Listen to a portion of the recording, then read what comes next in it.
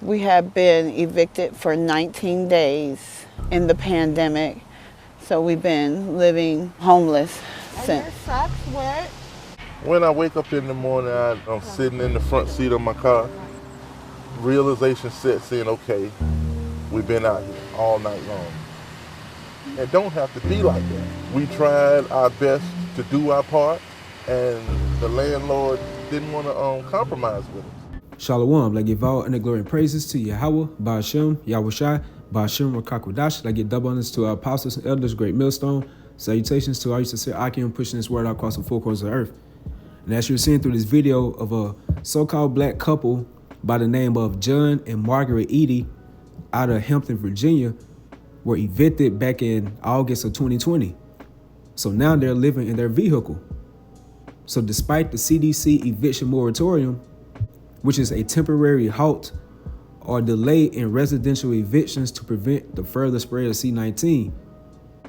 So with the CDC eviction moratorium, rent will still continue to accrue during the period, even though eviction cannot be filed. But in certain cases, you do have certain descriptions where these judges are allowing these landlords to evict their tenants. In this case right here, as you're seeing with John and Margaret Eady.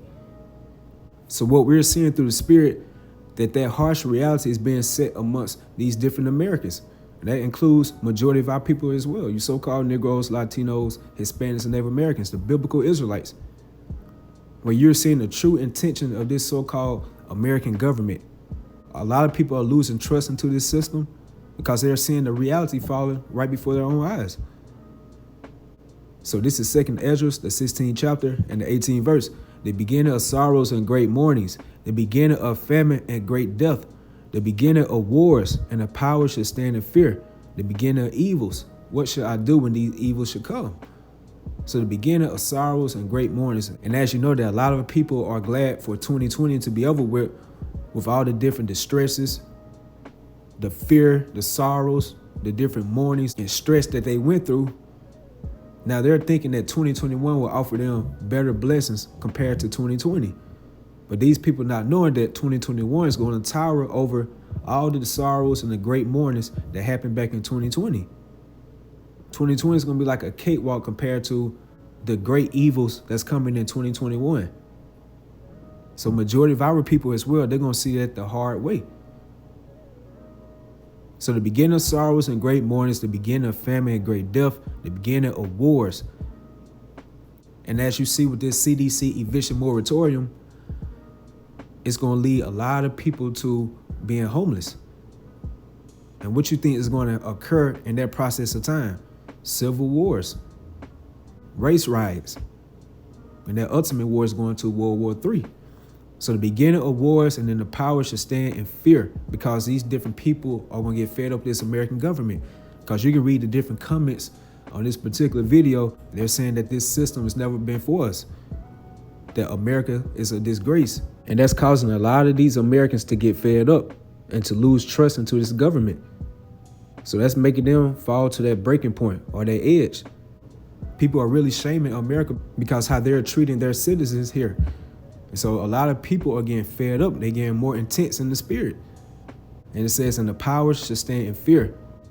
Then that's going to lead into insurrection, where these different American citizens are going to wage war with these different government officials. The scriptures say that the love of many should be waxed cold due to iniquity being abounded. And it says, in the beginning of evils, going to bad times, hence Jacob's trouble. Well, this is going to be a time that this world has never seen before. What should I do when these evils should come? So that's our forefather Ezra, knowing that he's going to be back here again in a process called reincarnation. But he's going to be protected because he's an elect member of Yahweh Ba'ashem Yahushai. So for the ones of our people that are not truly seeking Yahweh Yahushai on this side, they're going to be engulfed by these sorrows and great mournings, this great evil, hence Jacob's trouble. Because you still have a lot of our people banking onto this American system and just hoping things will get better here so they can go back to their comfortable lives. But not knowing that things will never be back the same. Things will never go back to so-called normal as you once knew. What Yahweh Ba'ashem Yahushai, he's doing, he's multiplying distresses. He's intensifying more sorrows, more hell upon this earth. Verse 19, behold, famine and plague, tribulation and anguish are sent as scourges for amendment. Verse 19, behold, famine and plague, tribulation and anguish are sent as scourges for amendment. So Yahweh Ba'Shem Yahushua, he's sending that great punishment and chastisements upon these people. And he's using his vessel of dishonor, the tabernacle of Edom, to send all these different plagues and scourges upon these people. Because with the famine, who's in control of the food supply? The elites, where they have control of portioning out certain goods via these American truckers to deliver these foods into your grocery stores, where that's going to be cut off. So that's going to lead to a great famine. And it says plague, tribulation, and anguish are sent as scourges for amendment. So Yahweh Ba'Shem Yahushua is using his left hand, his sword, the tabernacle of Edom, his vessel of dishonor, to carry out these acts upon the earth. Verse 20, but for all these things, they should not turn for their wickedness. So 2/3 of our people going through all these different dire straits, all these different turmoils, sorrows, and great mournings, they're not going to repent and turn back to Yahweh Ba'Shem Yahushua. In this video right here you're looking at, you're going to see this so-called black couple. So even though they're homeless and living in a vehicle, not once did they say, maybe we need to trust into the Heavenly Father and count upon him to help us out of this low predicament. So majority of our people are not spiritual.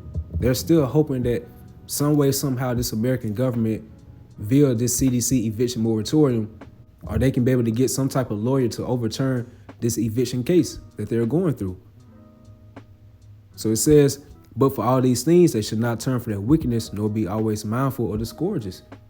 So what Yahweh Ba'Shem Yahushua is doing, he's allowing Esau Edom to use this perfect catalyst, this C-19 virus, to be that perfect crisis upon these people, to formulate this new world order,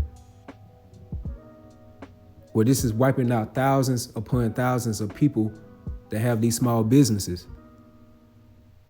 And now they're going to separate it as where you have these two separate entities, such as the rich class and the poor class. And as you can see, that the middle class is being diminished day by day due to these lockdown orders. And you have a lot of our people caught up into their midst as well that have small businesses. And it says, nor be always mindful of the scourges. Verse 21, behold, visuals should be so good, cheap upon earth, going to these different food supplies, that they should think themselves to be in good case. Hence the stimulus check, where the word stimulus goes into stimulate, where they are arousing or they encouraging and provoking your senses. So that's putting you in that spirit of trusting more into this government. You get more excited. You've been like, okay, I don't have that much money going in my account. So now the government is at least trying to help us out or aid us. And that's giving you that illusion of hope into America even more. But it says that they should think themselves to be in good case, and even then should evils grow upon earth, sword, famine, and great confusion. And there you go, right there again, more bad times. While you're in the midst of trusting to this oppression, this American system. So 2/3 of our people are going to have to find out the hard way of how really that this so-called white man truly feels about you, his true intent. Like with this stimulus package, it's a crafty plan by the elites. It's making you feel safeguarded, that you're putting little trust into this American system. But as it says that when they say peace and safety, there's sudden destruction. So that's why it says great confusion, because you have a lot of our people that still trust into this system, but they're going to get confused when martial law be totally implemented throughout these whole cities of America. You're going to be like, I thought they was on our side. But not knowing that Esau Edom is the devil that the Bible speaks about. And they gave you that illusion to strengthen yourselves in the strength of Pharaoh, the spiritual Egypt, America. And it leads me to Isaiah 30:1. Woe to the rebellious children. And that's talking to 2/3 of the nation of Israel. They are considered as rebellious, meaning corrupt, stiff-necked, hard-headed, not coming to the true way of Yahweh Ba'Shem Yahushua. So they're fighting against the true power. Said the Lord, that take counsel, but not of me, and that cover with a covering, but not of my spirit, that they may add sin to sin. So by your trust and your allegiance to this place, America, you're taking on that cover with a covering, but not of the spirit of Yahweh Ba'Shem Yahushua, because you're solely putting your trust into Esau Edom, which is the God of this world. So that's making Yahweh Ba'Shem Yahushua totally furious and jealous, because you're supposed to be his children, his people. And you're putting your vibration into another God, another deity. So what you're doing, you're adding more transgressions upon your own head, which is going to lead to your downfall, because the scriptures say that the wages of sin is death. Verse 2, they walked to go down into Egypt. But that's spiritually talking about walking, metaphorically, by trusting to this so-called white man's science. By you being a willing participant, allowing them to jab you so you can stay plugged into this matrix. And that's going to be a prelude of you going to get microchipped, which is the mark of the beast according to Revelation 13 chapter. So that's you spiritually walking to go down into Egypt. And that spiritual Egypt is referencing America. And it says that walk to go down into Egypt and have not asked at my mouth to strengthen themselves in the strength of Pharaoh. The modern day Pharaoh is going to these elites. And that's trickling on down to these different American presidents. So by our people waiting in these long lines, putting all your energy and source into these voting systems, by protesting, trying to uphold America, by praying that America gets better and bounce back so things can go back to normal, what you're doing, you're strengthening yourselves in the strength of Pharaoh. So you're adding sin upon sin to yourselves. And it says, and to trust in the shadow of Egypt. So that word shadow goes into protection. And also it goes into a trace or influence. What America does, it gets its influences from ancient Egypt, with its different ideologies, its different customs and gods, symbolisms.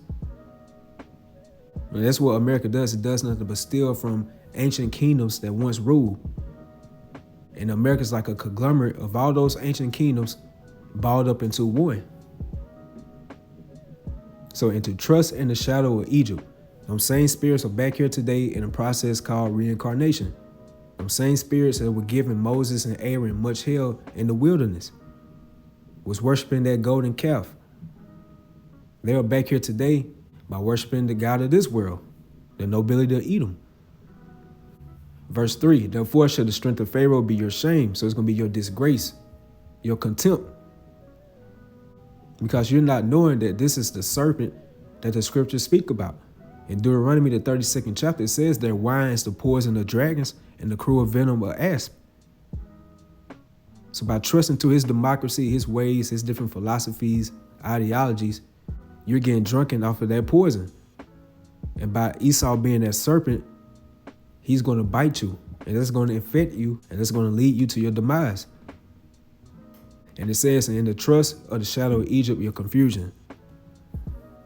Going right back to 2nd Ezra, the 16th chapter. How it's going to be great confusion because you thought that this American system was on your side by them giving you some type of aid with these different stimulus packages, but not knowing that this is the devil that the Bible speaks about. So a lot of our people going to be dumbfounded by you hoping that this CDC eviction moratorium will give you much time to go ahead and get back on your feet, but not knowing under certain fine prints that they can still go ahead and evict you and leave you out here homeless.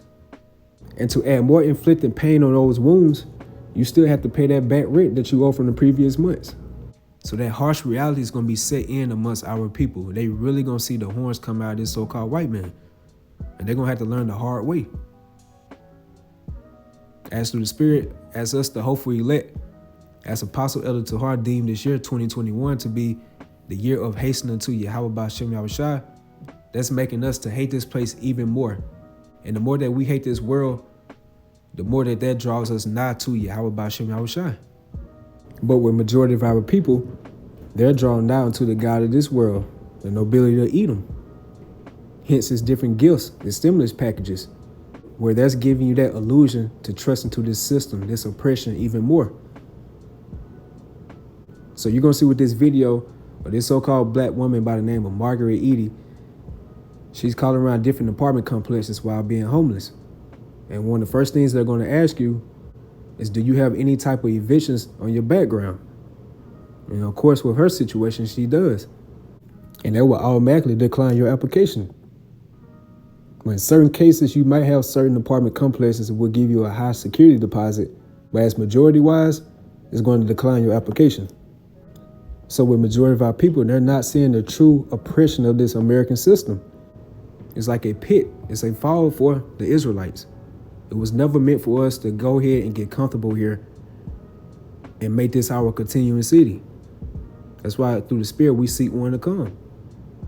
So that harsh reality is going to be set in amongst 2/3 of our people by putting all your energy and all your trust into a system that was never for you. And they're going to have to learn the hard way. So with that, hope y'all was edified. Y'all stay strong. Shalom. You got it? I don't know. I just put it some type of way where I just actually be enough comfortable where I feel like I'm in the bed or something. When I wake up in the morning, I'm sitting in the front seat of my car. Realization sets in, okay, we've been out here all night long. It don't have to be like that. We tried our best to do our part, and the landlord didn't want to compromise with us. John and Margaret Eady have been living out of their car since they were evicted from their home on September 29th. They said they were unable to make rent after John's hours were reduced at his trucking job. And we was comfortable. Then here come Mr. Pandemic. Everything just went from comfortable to uncomfortable real fast. This is me, Margaret Eady, and my husband John. We're being evicted. We just needed a little bit more time in August, and we could have gave her money. We don't, right now, have nowhere to live. We're going to be out homeless. So I did everything that I was supposed to do. I tried to go through the declaration, the CDC moratorium, and she won. So this is where we ended up at. Your destination is on the right. After being homeless for weeks, Margaret is urgently looking for a new home. It's got to be this one right here, 26. She says, go by, take a look at it, and then call back and they'll ask me some pre-qualified questions about it. But it definitely looks all right to me because it's better than where we are now in the car. So did you get a chance to drive by and take a look at it? Yeah, I'm sitting in front of the home right now as we speak. Okay. And what's your name? Margaret. Okay, Margaret. And how soon are you looking to move into a home? As soon as possible. Right now. So are you on a lease where you're living at right now? No, as a matter of fact, we're not. We're actually homeless. Okay. And so where are you currently living? In our vehicle. Yeah, unfortunately, when we check the court records and see an eviction, unfortunately, we can't help you. Okay. All right. Thank you. Thank you.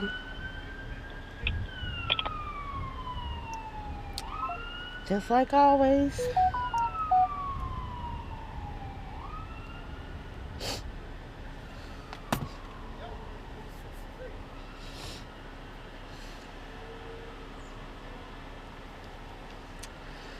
So, what now?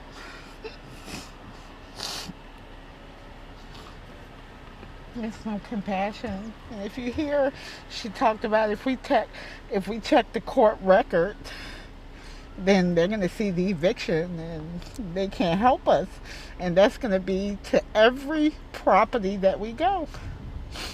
So I'm going to just go to a totally different realty company because that was Cozy Homes or whatever they call it. Cozy Homes. I wish I had a cozy home. So I'm just going to go to the next realtor now and try to find somebody else. I see a property that's listed on Zillow at 127 Burns Street in the city of Hampton. Yes, ma'am. The qualifications are that you be on your job for a year, not having judgments for rent or collections for utilities. We do check credit, rental history. Okay. So one of them strikes us out because we have an eviction. That we're dealing with right now. We're like living in our car. Oh, no. Yes, ma'am. You So can go to this I know it's going to be another no. This gets so frustrating. And I just got to keep looking because I just can't sit around. I can't sit around in this car all day trying to keep a level head, and then people don't know that they have your lives in their hands. All they got to do is just say yes. Yes, we'll work with you. In early September, the CDC passed a nationwide eviction moratorium, stating that landlords can't force tenants out of their homes for failure to pay rent, except under certain circumstances. However, in Virginia, eviction hearings have actually increased. There's been roughly 35,000 of them in the state since the moratorium was enacted. Many of these renters, like Margaret and John, have nowhere to go. Hi, this is Phil Story from the Eviction Legal Helpline. I'm an attorney trying to reach you to see if we can answer any questions and provide you with legal advice. Before the pandemic, we were getting probably 5 calls a day. During the pandemic now, we're probably getting 15 to 20 calls a day. Phil's story helps tenants like Margaret understand their rights when they're facing an eviction. These days, he's spending a lot of time helping renters navigate the CDC's moratorium, which is supposed to stop most evictions until 2021. One of the things that surprises people is they think that if the law says someone is protected, that they will actually be protected. And it's not that easy. There's a lot of discretion that judges have around the process as well as how they interpret what somebody's rights are. A fair chunk of our callers, if they're eligible for the CDC's protections, it does protect them and they're not being evicted. Another decent-sized chunk, the landlord wants to go ahead anyway, and so you're going to have to probably file something in court and ask a judge to step in. In court, renters present a form stating that they're protected from eviction under the moratorium. However, Margaret says this didn't help her case. When I went to court, it was absolutely traumatizing. When I presented the judge the moratorium, he just looked at it. I mean, it was just like it was absolutely nothing to him. Landlords are far more likely to have lawyers than tenants. So a tenant has to ask a judge to intervene and stop an eviction. And that's difficult. If you're not a lawyer and the landlord shows up with a lawyer, the deck is kind of stacked against you. Knowing that we really don't have any rights, and being that she's a landlord and she can hire an attorney, and we can't afford to get an attorney, I knew that we were going to end up on the streets. As the eviction crisis grows, it's fallen on grassroots organizations across the country to educate people about their rights. Tidewater Tenants' Rights has been visiting at-risk communities to spread the word about their protections under the CDC moratorium. Hi, my name is Logan. I'm from Tidewater Tenants' Rights. We're just spreading information about the local eviction crisis. In this complex, actually on Tuesday, there are going to be 2 people with eviction court cases. They say there's a kind of moratorium lottery going on, meaning where you live could determine how harshly or leniently the laws are interpreted. People are largely confused on what the moratorium actually means. You know, we were confused about it ourselves. In this area, it seems like a lot of the judges are harsher than in other areas of Virginia. So even though we had this form signed and gave it to a judge in a Virginia Beach court, the judge decided not to honor it. If you decided to live in the wrong area, then you could be out on the street. For now, Margaret and John are staying in their car so they can save up every penny for a new home. Let's just park in the front right now, husband, and then we'll move to the side, and then it gets a little bit darker. And usually we just try to hook up something to watch so it'll feel a little bit normal, like home or whatever. I'm out here and being concerned about somebody's going to come and hurt us, or are we going to get sick? This CDC order, it offers, 4 months of protection to a lot of folks, or should, and that's great, but it's just sort of moving the date of reckoning a little bit further down the road. When those measures run out, it's going to be hundreds of thousands of people in Virginia that are on the edge of eviction. On December 31st, the CDC's eviction moratorium expires, leaving millions across the country in the same potential situation as Margaret and John. I'll be tired in my body like I am right now, but I can't let that get to me. There are people that are out here that literally needs a place, a roof.